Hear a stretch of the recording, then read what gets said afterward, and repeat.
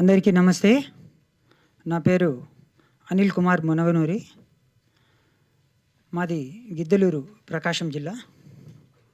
ఈరోజు Shri Adilakshmi pictures banner పైన ఏదైనా సాధ్యమే దైవం తోడుంటే అనే ఒక చిత్రాన్ని నిర్మిస్తున్నామని మీకందరికీ తెలియజేయడము మాకెంతో ఆనందదాయకంగా ఉంది.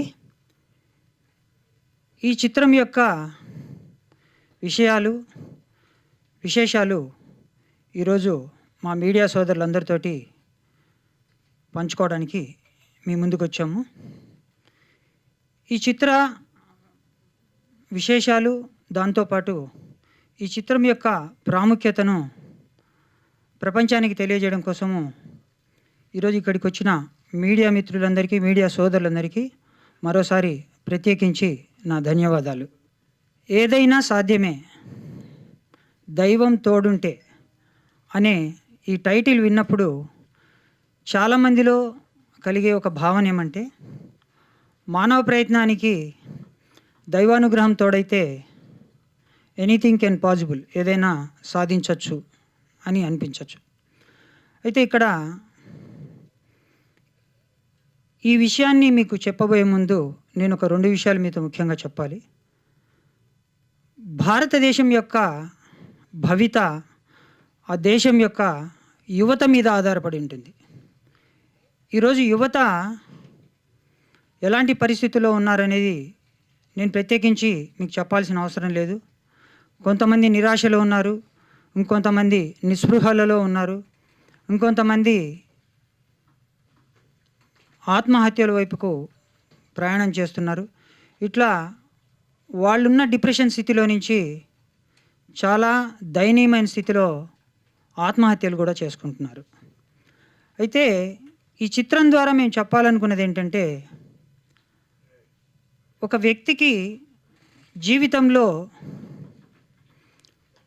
భగవంతుడితోటి బంధం ఉన్నట్లయితే ఎలాంటి అద్భుతాలు జరుగుతాయి, ఎలాంటి అసాధ్యాలు సుసాధ్యాలుగా మారుతాయి అనేది ఈ చిత్రం ద్వారా చెప్పదలుచుకున్నాం.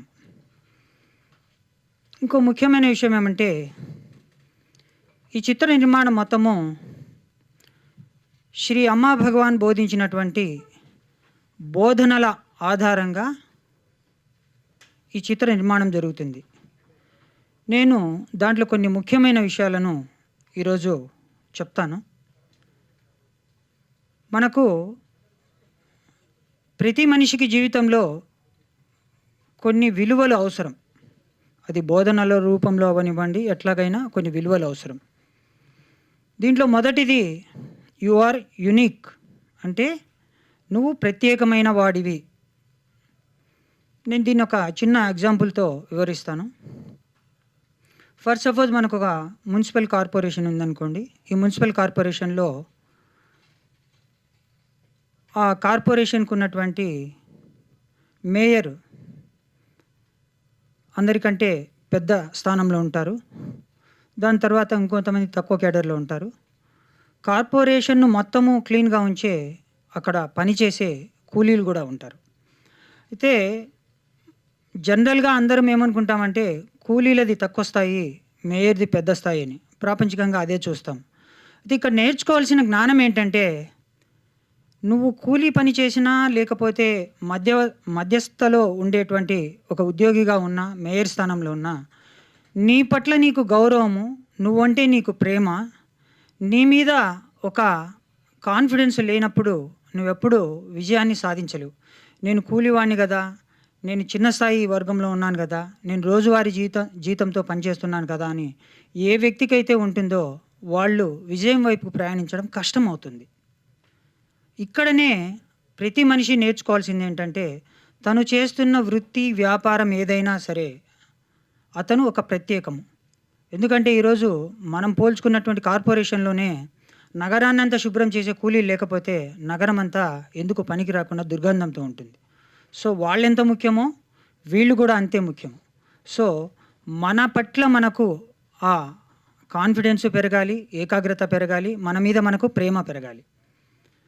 అట్లాగే చాలామంది అద్దం ముందు నిలబడి నేను నల్లగా ఉన్నాను, నేను పొట్టిగా ఉన్నాను, నాకు బట్టతల ఉంది, నా ముఖ వర్చస్సు బాలేదు, ఇట్లా సెల్ఫ్ క్రిటిసిజం చేసుకుంటుంటారు. దయచేసి గుర్తుపెట్టుకోండి, ఇలాంటి క్రిటిసిజం ఎవరైతే ఎస్పెషల్లీ యూత్ చేసుకుంటుంటారో వాళ్ళకి ఆ సక్సెస్ అనే ఒక బాట త్వరగా రాదు. అది ఈ చిత్రం ద్వారా చూపించబోతున్నాం. అయితే ఇలాంటి బోధనలతో మానవ ప్రయత్నం వరకు మనం చేయగలుగుతాం. అయితే అల్టిమేట్‌గా చివర్లో ఒక దైవానుగ్రహం అనేది నీకు తోడైతే, ఈ బోధనకు దైవానుగ్రహం తోడైతే నువ్వు ట్రెమెండస్ సక్సెస్‌లను సాధించగలుగుతావు.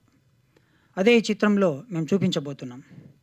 రెండవ teaching your internal world reflects external world అంటారు. అంటే నీ ఆంతరంగిక ప్రపంచమే నీ బాహ్య ప్రపంచాన్ని సృష్టిస్తుంది. ఫర్ సపోజ్ ఆంతరికంగా దుఃఖంగా ఉన్న వ్యక్తి, స్ట్రగుల్‌తో ఉన్న వ్యక్తి, బాధల్లో ఉన్న వ్యక్తి బయటి సమాజంలోకి వెళ్తే అతనికి ఫెయిల్యూర్సు లేకపోతే నిరాశాజనకమైనటువంటి ఫలితాలు వస్తాయి. కావాలంటే మీరు చూడొచ్చు. అదే ఆనందంగా ఉన్న వ్యక్తి, లేదు సంతోషంగా పాజిటివ్‌గా ఉన్న వ్యక్తి బయటికి వెళ్తే అతనికి పాజిటివ్ రిజల్ట్స్ వస్తాయి. ఇక్కడ మనం నేర్చుకోవాల్సిన సూత్రం ఏంటంటే, నీ ఆంతరంగిక ప్రపంచం నీ బాహ్య ప్రపంచాన్ని సృష్టిస్తుంది. మనం అనుకుంటుంటాం నాకే ఫెయిల్యూర్స్ ఎందుకు వస్తాయి, ఇంకొంతమంది అనుకుంటుంటారు నాకే సక్సెస్‌లు ఎందుకు వస్తాయని కూడా. అది తక్కువ శాతం, ఇది ఎక్కువ శాతం. అయితే ఫెయిల్యూర్స్ అయినా సక్సెస్‌లు అయినా టోటల్‌గా నీ మీదనే ఆధారపడి ఉంటాయి. నువ్వు ఎట్లా ఉంటావో ఆంతరంగికంలో నీ బాహ్య ప్రపంచంలో అదే ఎదురవుద్ది. దీనికి ఒక బెస్ట్ ఎగ్జాంపుల్ ఏంటంటే, అద్దం ముందు నిలబడి నీ తల చిరిగిపోతే మనం ఏం చేస్తున్నామంటే తలను దువ్వకుండా అద్దాన్ని దువ్వుతా ఉన్నాం. అద్దాన్ని మనం ఎంతకాలం అయితే దువ్వుతామో తల సరిగా అవ్వదు. ఎందుకంటే దువ్వాల్సింది తలను. మనం చేస్తున్నది ఏంటంటే బయటి ప్రపంచంలో మార్పుల గురించి ఆలోచిస్తున్నాము, బయట మారలేదని చూస్తున్నాం. మార్పైనా పరివర్తన అయినా ఏదైనా మొదట మన నుంచి ప్రారంభమైనప్పుడు మన లోపల ఆ ఆంతరంగిక ఎనర్జీస్ ఏమైతే ఇందాక చెప్పినామో అవన్నీ పెరుగుతాయి. ఎప్పుడైతే నీ ఆంతరంగిక ప్రపంచము ఆనందంగా పాజిటివ్‌గా అవుతుందో నీ బాహ్య ప్రపంచంలో వచ్చే ఫలితాలు అద్భుతమైన ఫలితాలను నీకు ఇస్తాయి. ఇది రెండవ టీచింగు. ప్రతి టీచింగ్‌కు మానవ ప్రయత్నంతో పాటు దైవానుగ్రహం ఉండాలి. అది ఉన్నప్పుడే నువ్వు సాధనగా చేసిన టీచింగు ఖచ్చితంగా అద్భుతమైన ఫలితాలను ఇస్తుంది. మూడవది, there is no person only personalities అంటారు. అంటే వ్యక్తి లేడు, వ్యక్తిత్వాలు మాత్రమే ఉన్నాయి. దీన్ని ఎట్లా ఉదాహరించొచ్చంటే, ఒక వ్యక్తి మనం ఒక టయానికి రమ్మని చెప్పాం మన ఫ్రెండ్‌ని.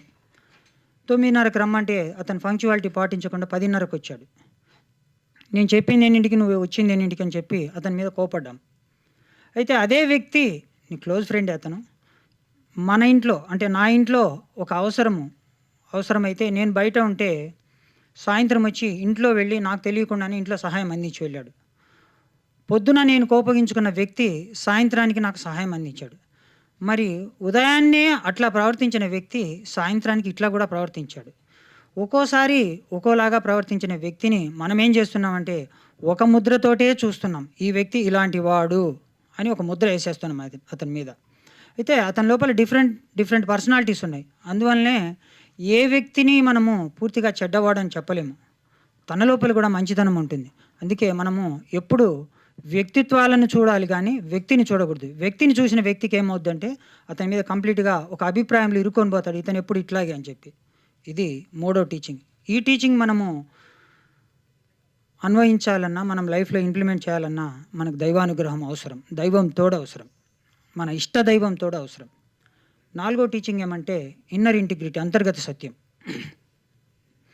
దీని ఎగ్జాంపుల్‌గా ఎట్లా చెప్పొచ్చంటే, ఫర్ సపోజ్ ఒక సండే వచ్చింది. మనం ఫ్యామిలీతో కలిసి బయటికి వెళ్ళాలనుకుంటున్నాము.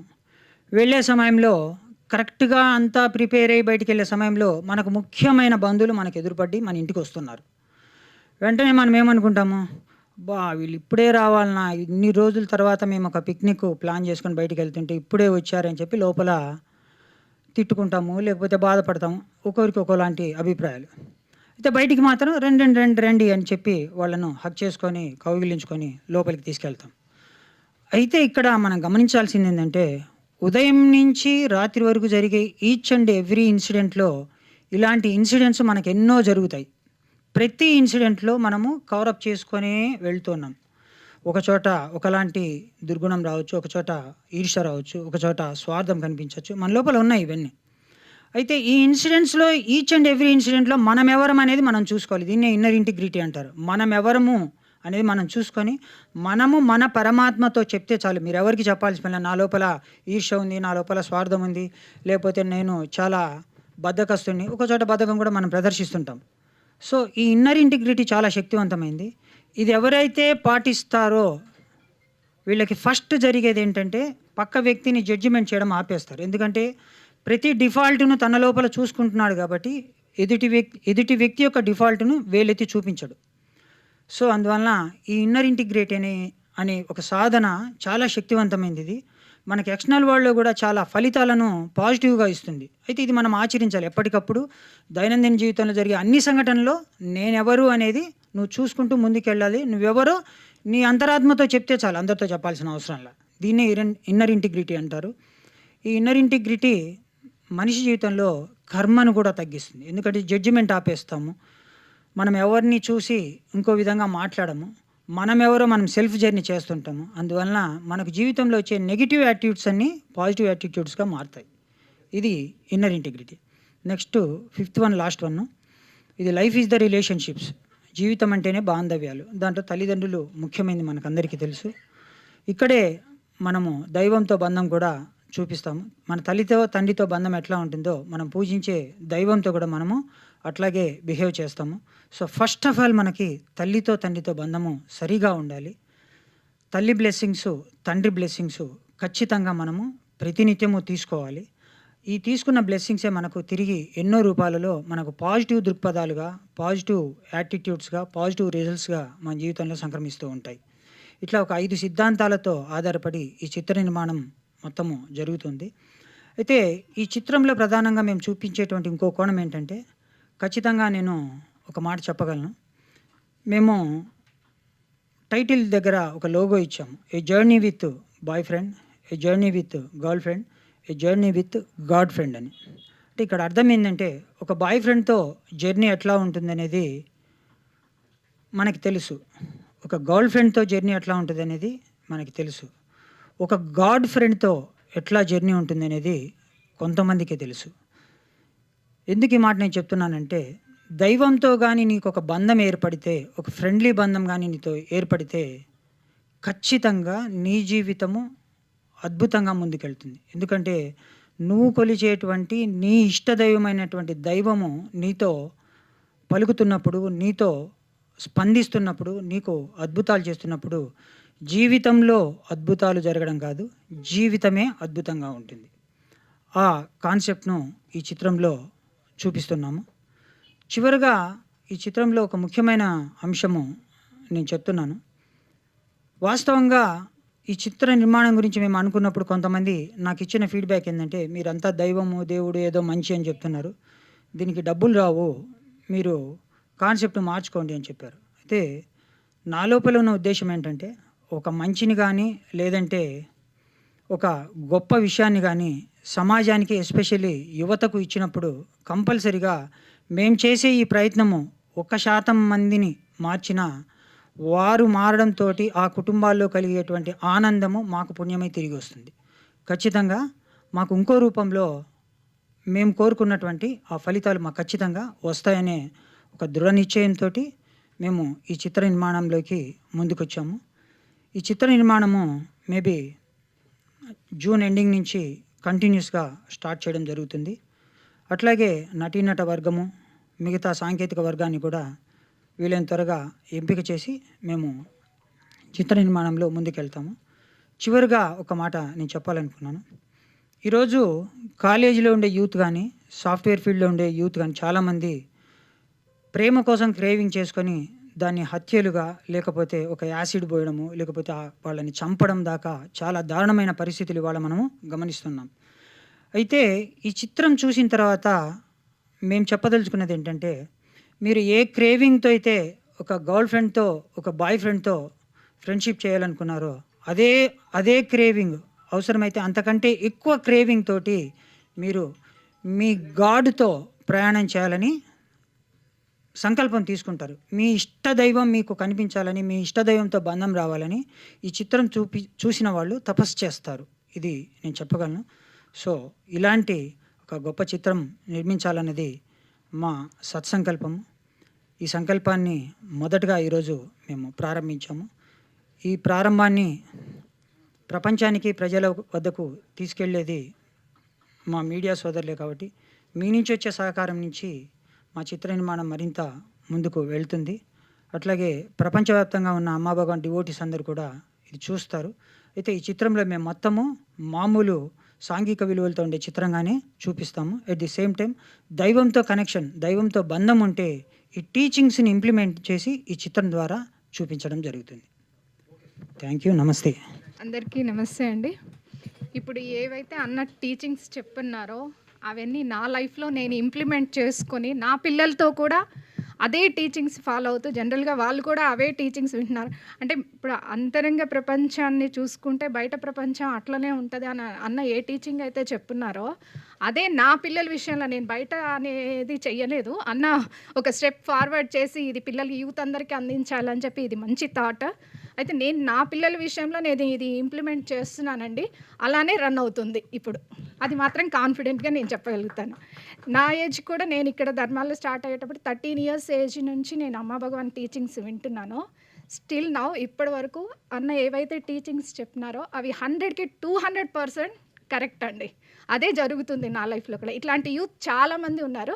నెక్స్ట్ స్టెప్లో వాళ్ళందరినీ కూడా ఇట్లానే మీ ముందు మీడియా ముందుకు తీసుకొని వస్తున్నానని చెప్తాను, గర్వంగా చెప్పగలుగుతాను.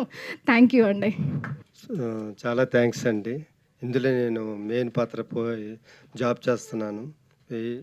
మన అనిల్ కుమార్ గారు నా మీద బాధ్యత అప్పచెప్పారు. నేను చాలా కృషితో కష్టపడి చేస్తున్నాను. మీ అందరికీ వెరీ వెరీ థ్యాంక్స్. మీలో నేను ఒక్కనే. నేను ఒకప్పుడు కూడా మీడియాలో జాబ్ చేశాను. మేమందరం రాధా గారు అందరం కలిసి మేము పనిచేసాము. మీరందరూ మాకు సహాయం చేయండి. Thank you very much.